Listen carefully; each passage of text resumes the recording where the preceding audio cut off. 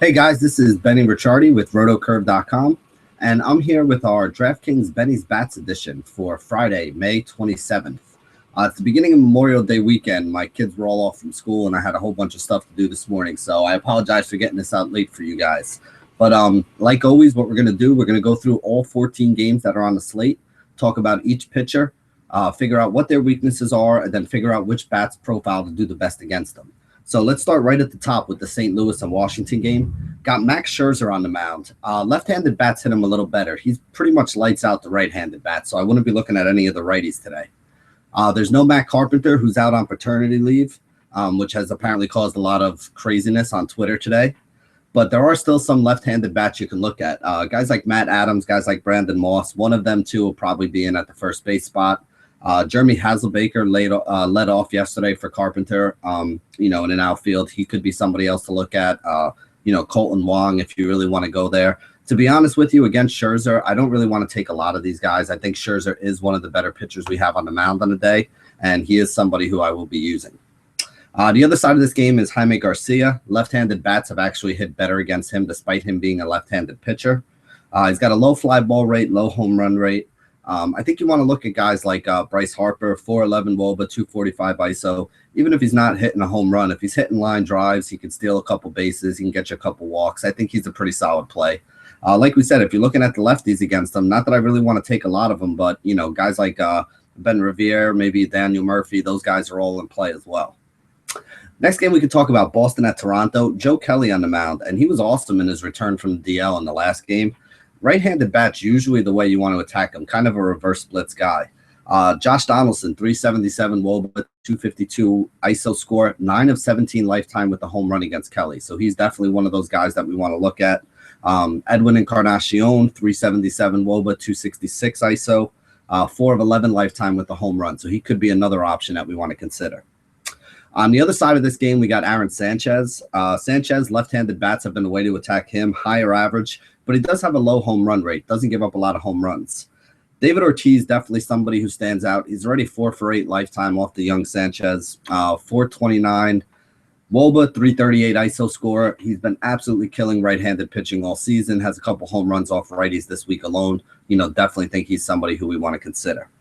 You can also look at Jackie Bradley Jr. I know he basically stopped his 28-game hitting streak yesterday, but this is a guy with a 377 WOBA, 272 ISO score against right-handed pitching, another left-handed bat that I think we can look at. On the other side of this game, we got Baltimore going up against Cleveland. Trevor Bauer, one of those guys that we're looking at here, pretty even 230, 240 splits to both right and left-handed bats. He does have a high fly ball rate, though. Not a ton of home runs, but the fly ball rate kind of makes you think that there will be even more home runs coming in the future. You got guys like Trumbo and Davis who you can look at, both guys that can get you a home run with one swing. Machado, 391 WOBA, 256 ISO, probably my favorite play of all of them. You really want to look at guys that can get you a home run with one swing, and you kind of want to look at them as one-offs. Bauer's not a guy who has a high batting average allowed, so I don't think this is a team that's going to, hit 5 or 6 singles and manufacture runs that way. The runs are probably going to be on one big swing. So what you want to try to do is figure out which of these guys you like the most. Or maybe sprinkle a few of them into a couple different rosters. One of these guys will probably hit a home run. I just don't know which one.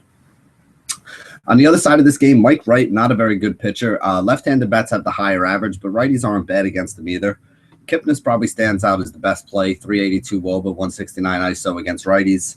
But I think you can look at guys like Lindor and Santana as well. Some of the switch hitters that are behind them in the order. Maybe a Rajay Davis, even though it's not his preferred split. I just don't think Wright's a very good pitcher, so I do think there will be some runs scored by Cleveland. Next game, the LA Dodgers against the New York Mets. Jacob deGrom on the mound, and he really hasn't been great this year. Left-handed bats usually have a higher average against them. He's normally really tough on righties, but this year both righties and lefties have kind of hit him around. Adrian Gonzalez is somebody who's interesting to me. 352 WOBA, 205 ISO against right-handed pitching, and he's always done well against deGrom. 4 of 10 against deGrom with 2 home runs already in his short short sample size.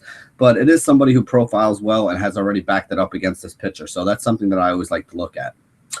We could also look at Seager here. I know some people are kind of down on him, but 358 WOBA, 184 ISO score since being called up last season. I mean, you can't really ask for more out of a guy against a right-handed pitching. I think some people had a little bit of too high expectations for him, but he's still one of the better shortstops and one of the better shortstop options in the league. I agree he tends to be overpriced. I don't think he belongs right up there on the same plane as, Manny Machado and Carlos Correa in most matchups, but I do like him against right-handed pitching. We got the rookie. I'm not sure how to say. I think it's Urias on the other side for the Dodgers. Left-handed pitcher. He's a 19-year-old stud prospect that they have in the minor leagues. Very high K rate, very tough on left-handed bats. Righties are the way you want to go after him. So David Wright against left-handed pitching, 387 WOBA, 225 ISO. Yoenis Cespedes, 368 WOBA, 263 ISO. Sorry. So those are the two guys who do hit left-handed pitching well. Wright, I really like. Cespedes getting a little pricey, but where he's cheap on whatever site you're playing, I think he makes a viable option as well. Next game, New York Yankees against Tampa Bay. We got Masahiro Tanaka. Tanaka's been pretty good. Low batting average to both sides of the plate. When he does get hit and when he does give up runs, it's usually solo shots. So I think that's what you would be looking for, is guys with a little bit of pop on the other side. Could be righties or lefties that you would want to hit some home runs. So maybe a guy like Brandon Guyer, who's been really hot, had another home run yesterday. A guy like Corey Dickerson, a left-handed bat that has a little bit of pop. The game is in Tampa Bay, not Yankee Stadium, so it is a tough hitter's ballpark, and I'm actually expecting a pretty good game out of Tanaka tonight. On the other side of this game, we have Chris Archer, and I never know what to expect out of Chris Archer. I always get this guy wrong. When I think he's in a good spot, he goes out there and gets lit up for -7. When I shade and fade away from him, he goes out there and gets 10 strikeouts in 6 innings. So, I'm probably the wrong guy to ask here. I do know that right-handed bats have a higher average against them. They also have hit more home runs against them. In 2016, they're hitting 288 with a 165 whip and 9 home runs in 30 innings. Yes, it is a small sample size, but he has gotten hit very hard in that small sample size. Another guy who profiles really well against him is Jacoby Ellsbury. 24 at-bats against him. He has 16 hits in those 24 at-bats, including a home run. Those are some pretty big numbers there. So Ellsbury, definitely somebody I want to look at, although I'm not really thrilled with a lot of the Yankees bats in this game. I guess McCann makes a little bit of sense. Beltran is okay. Gardner's okay. But, Ellsbury is the one that really stands out to me. Next game, Miami against Atlanta. We got Adam Conley on the mound, the lefty. Limited innings pitch. Right-handed bats do have a high fly ball and home run rate against him. He's not really a lot of good right-handed bats on Atlanta that you want to attack him with. I mean, you can use, Chase Darno, who's been batting in the 2 spot. You can use, I guess, Jeff Francoeur, who's kind of been batting cleanup for them against, left-handed pitching. So there's not a lot here that kind of stands out to me. I don't know if I'm going to be using Conley today, but I really don't see a lot of bats I want to take against them. The other side of this game, I do want to take bats against Williams Perez. Left-handed bats had a very high average against him in 2015, and he has always struggled with the left-handed bats, even in his minor league career. So you look at a guy like Ichiro on top of that order. If Yelich is out, he's been hot. Ichiro's probably going to be in because Yelich and Stanton might be out for this game. So they're dropping outfielders like flies there. Derek Dietrich has moved into the 3 hole with all the injuries that they had. 373 WOBA, 216 ISO for him. A guy who hits right-handed pitching very, very well. And now that he's in an RBI spot, I think he's another guy that we can look at. Also like Justin Bour a little bit. 361 WOBA for him, 257 ISO. He's got some good power upside. Williams Perez, not a very good pitcher. So I do think that any of these lefties here could be guys that are in play. And if you wanted to even stack up against them and throw in like, I don't think Prado really has a ton of upside, but maybe like a Marcelo Zuna, a JT Realmuto if you need to round out the catcher's position. I'll probably have a Marlon Stack or 2 on my teams today. Next game we can talk about Jonathan Neese in Pittsburgh going up against Texas and Cole Hamels. Neese, right-handed bats has been the way to go after him the last 3 years. About a 275 batting average, high fly ball, high home run rate. Guy like Ian Desmond stands out to me. 360 WOBA, 202 ISO. Has been hitting the ball really well. They moved them up to like the 2 spot in that order. So I do like Desmond a lot. Think that he'll be somebody I'll have some exposure to. And then I also like Adrian Beltre. 389 WOBA, 223 ISO since the start of last season against left-handed pitching. 1 for 3 lifetime with the home run against Jonathan Neese too. So not only does he have the profile, but he actually kind of backed it up a little bit in his limited at-bats.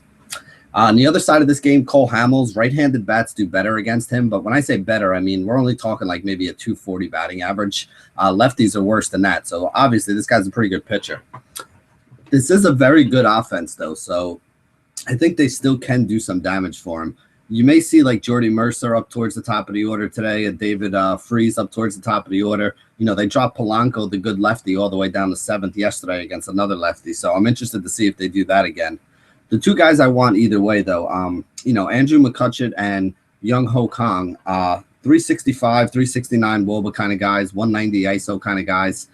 Two of the better hitters that they have on this team. They're batting 2nd and 4th in that order. Could even be 3rd and 4th today, depending on how they put it together. If they don't put you know, Polanco in there to split up the righties, and the righties basically in the 2nd and 4th spot. I really like Kutch. I really like Kong. I think both of these guys should be on some of your rosters. Next game we can look at, Cincinnati at Milwaukee. John Lamb, the lefty. Right-handed bats have done better against him, and he does have a high fly ball rate. Now, you look at that Milwaukee team, I mean, that plays right into Ryan Braun's wheelhouse. He's one of my favorite outfield options on the day. 421 WOBA, 248 ISO score, 4 for 6 lifetime with 2 home runs against Lamb already. And I can see why, because he's the kind of batter that profiles to basically smash Lamb, and Lamb is going to struggle against him, and they're going to see each other a lot being in the same division. So really like Ryan Braun today. I think he's in a great spot. You can look at Chris Carter if you're looking for a little home run upside there. You know, maybe Jonathan Villar if you're trying to stack it up and throw, you know, Jonathan Lucroy in there as well. You know, both Carter and Lucroy hit right-handed pitching well. Villar's not great against them, but if he's going to be leading off and have guys like Braun, Carter, and Lucroy behind them, I think that could be a, you know, pretty lucrative stack against a guy in Lamb who I don't think is a very good pitcher. On the other side of this game, we got Zach Davies. Limited innings pitched, but left-handed bats have done better against him in his major league career. Guys like Votto probably stand out the most, 401 WOBA, 223 ISO. You know, you might be able to get away with using a Billy Hamilton for a stolen base upside if he's hitting in a 2-hole. You know, Jay Bruce has been jacking out some home runs, has a big 241 ISO score against, you know, right-handed pitching, so he makes a little bit of sense as well there. Next game we can look at, Chicago White Sox against the Kansas City Royals. You got Miguel Gonzalez. Left-handed bats have a higher average against him. Big fly ball and home run rates, too. A guy like Eric Hosmer is somebody who you can look at, 387 WOBA, 192 ISO. I mean, we talked about all this stuff yesterday because this was the matchup yesterday that got rained out. You know, you got the bottom of their order that's been hitting well for the Royals, guys like Paolo Orlando, Sal Perez, you know, Merrifield, who's actually been hitting in the 2-hole lately, Jared Dyson. You know, so if you're looking for some cheap bats, I don't think Gonzalez is very good. I think you can stack up these KC bats any way that you want to, and I do expect them to get some runs here today against Gonzalez. On the other side of this game, we got Danny Duffy pitching. Right-handed bats hitting 260, 270 against them over the course of the last few seasons. Does have a high fly ball rate. The only guy that really truly stands out to me is Todd Frazier because he's that big righty power bat they have. 223 ISO score for him against left-handed pitching. You know, definitely has a lot of power. We've seen him hit a lot of home runs against lefties, so I really like him and think he's somebody I'd want to include in here. Next game we can look at, San Francisco at Colorado. We got Tyler Chatwood. Right-handed pitcher. Right-handed bats have a higher average and more home runs against them. So I guess like Buster Posey would probably be somebody who stands out. 348 WOBA, 148 ISO score. You know, not really great numbers, but pretty solid for a catcher, although I don't know if I want to pay up for him. There are a couple lefties who have done well against him too, guys that have some pretty good VVP. Gregor Blanco is 4 for 9 against them lifetime. Brandon Crawford is 7 of 17 against them lifetime. So those could be two other guys that you take a look at, both left-handed bats. On the other side of this game, Matt Cain is pitching, and since 2015, right-handed bats have been hitting like 270-ish against them, and left-handed bats have been hitting about 320 against them. So I think you can look at guys on both sides and definitely stack up these Rockies. You know, again, this game's in Colorado. You got the Rockies going up against a guy who's been a little bit of a gas can. So, yeah, I definitely expect them to score some runs. Blackman, you know, 356 WOBA, 172 ISO, 6 of 19 lifetime with a home run. Cargo, 403 WOBA, 294 ISO, hit a homer yesterday. He does not have good BVP against Cain, but I don't think the Cain that he's going to see today is the same Cain who he's seen for, you know, most of his career where he hasn't had good BVP against them. So just take that with a grain of salt when you're looking at those numbers. Gerardo Parra has 20 hits and 63 at-bats against Matt Cain, so that's a pretty large sample size there. Pretty good performance from him. You know, you can even look at a guy like Mark Reynolds, 8 of 27 with 2 home runs against Cain. You know, you also have the guys like Story and Arenado. Arenado, very good righty on righty. Story, very good in Coors Field. So, there's a lot of different ways you can stack this Colorado team. I do think they're going to get some runs. Whenever there's a Coors Field game on the docket, you always got to respect that. There's probably going to be some big scores coming out of there, and you definitely want to at least have a piece of it somewhere in your cash games and probably even in your tournaments as well. Next game we can talk about, San Diego at Arizona. I think this could be a sneaky good game for upside as well. Robbie Ray on the mound, the lefty. Right-handed bats, higher average, more power, higher fly ball rate. Left-handed bats have actually been okay against them too. A guy like Matt Kemp, I think, stands out. 3 for 8 lifetime with the home run, 352 WOBA, 240 ISO score. So he's got a lot going in his favor. You can look at a guy like maybe Will Myers, another good bat against left-handed pitching. Derek Norris, 2 for 6 lifetime with the home run against Robbie Ray. Always hit left-handed pitching well, so he could be another guy that you can look at. And then on the other side of this game, we got Christian Fredericks, the lefty pitching. Right-handed bats are hitting over 300 against them in the last 3 seasons. So you're looking at like Goldschmidt, 427, 224 against right-handed pitching. Castillo, 370, 290 against right-handed pitching. Beef. You got Yasmani Tomas, 388 WOBA, 245 ISO against righties. I think against lefties. So I think all 3 of these right-handed bats are in a pretty good spot here. I do think Arizona knocks out some runs. And remember, this game's in Arizona, which, while it's not Coors Field, it's about the closest thing we have. So I wouldn't mind, or I wouldn't be shocked if I saw, 12 or 14 total runs come out of this game. Next game up, we got Detroit at Oakland. Michael Fulmer, the rookie, is the starting pitcher. He's on the mound today. He has a high K rate, but he's also been hit kind of hard this year. He's given up a high batting average to both sides. I think you can look at guys like Danny Valencia and Chris Davis, probably my 2 favorite bats in the middle of that lineup. Both guys about 350 WOBAs. You got a 230 ISO score from Valencia, 260 ISO score for Davis. If you don't know, this guy, righty on righty, has been smashing home runs lately. I think he's up to 13 or 14 on the season already. So those are some pretty solid numbers with us, almost being at the 2-month mark of the season. Not even, actually, like a month and a half into the season. For him to have 14 home runs already is a pretty good deal. You could probably also look at Stephen Vogt if you're looking for a cheaper catcher option. 343 WOBA, 195 ISO for him. Good left-handed bat against right-handed pitching. Always somebody that you can consider. On the other side, we got another rookie, and Manea, I think is the way they say his name, the kid from Oakland, the left-hander.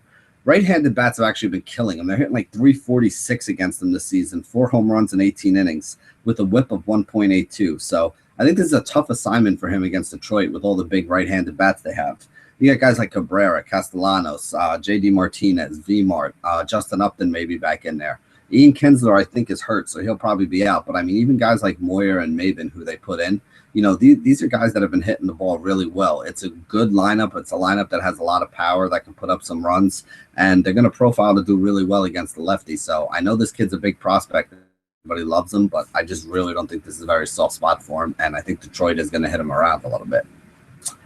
Next game we can talk about, we got 2 games left. Houston at the Los Angeles Angels. You got Matt Shoemaker. Right-handed bats have a higher average. Lefties and righties have a high fly ball rate and home run rate against them. So, he's definitely somebody that can give up the long ball. We've seen him do it quite a few times in his career. You look at a guy like Carlos Correa, maybe a guy like Kobe Rasmus, a left-hander from the other side. George Springer had a couple home runs yesterday. Anybody with home run upside on this Houston team, I think, is in play. If you want to go with Altuve, you can. But remember, we talked about over the last couple of days how this guy's been like ice cold. He's, I think he has like 2 hits in his last 22 or 23 at bats, something crazy like that. So, really hasn't been putting the bat on the ball or looking good at the plate. He had like 4 games in a row with like 0 for 4, 0 for 5, 0 for 4, 0 for 3. And that's never something that we want to see out of a guy that we're taking. On the other side of this game, you got Mikey Fires. I mean, if you look at Mikey Fires' numbers over the last couple of years, he's been pretty good. This year, he hasn't really been great. He does have a solid batting average to both sides of the plate, but he also has a huge fly ball rate and a pretty high home run rate as well. So I really like a guy like Mike Trout, 414 WOBA, 289 ISO. Definitely think he's in a very, very, very good spot today and could have a lot of upside. There's not a lot of other right-handed bats I really love on this team. If you want to go after like a Gio Vitella, especially if he's hitting 5th, but Again, not somebody I love. Maybe a CJ Crone who I don't love, and Albert Pujols I don't love. There really just isn't a lot of upside. People talk about Escobar. Escobar maybe for cash, but again, there's no upside there. He's not a guy that hits a lot of home runs. He doesn't steal a lot of bases. I don't see how you get a big score out of that guy or anybody on this Angels team other than really Mike Trout. Last game on the docket is Minnesota at Seattle. We got Felix Hernandez on the mound for Seattle. Left-handed bats have always been a tad better against him, but neither right-handed nor left-handed batters are all that great against him. So I'm not really looking to take a lot of bets. Some interesting stuff with the BVP. Trevor Plouffe is 6 of 11 against them, which I was surprised to see. Joe Mauer, the lefty, being 14 of 42 against them, even though much of that is from like 5 years or more old. So I think you can take that with a little bit of a grain of salt. Like I said, I kind of like Felix. I don't see a lot of bats that profile well against them. Think he's probably in a pretty good spot here today. Last guy we're going to talk about, Pat Dean, left-handed young kid that Minnesota brought up.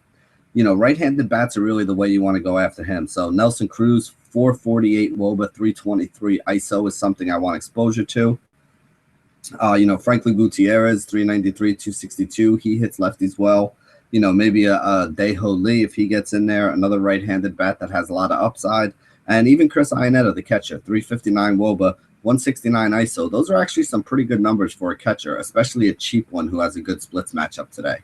So now that we got that out of the way, I want to thank you guys for joining us here at rotocurve.com. Everybody go out there, enjoy your Memorial Day weekend. Whether you're barbecuing or going to the beach or whatever, just everybody make sure you be safe. I want everybody to be back here on Monday when I do the next edition of Benny's Bats so we can help you guys win some more money. So thank you for joining us here at rotocurve.com. And as always, stay classy, DFS.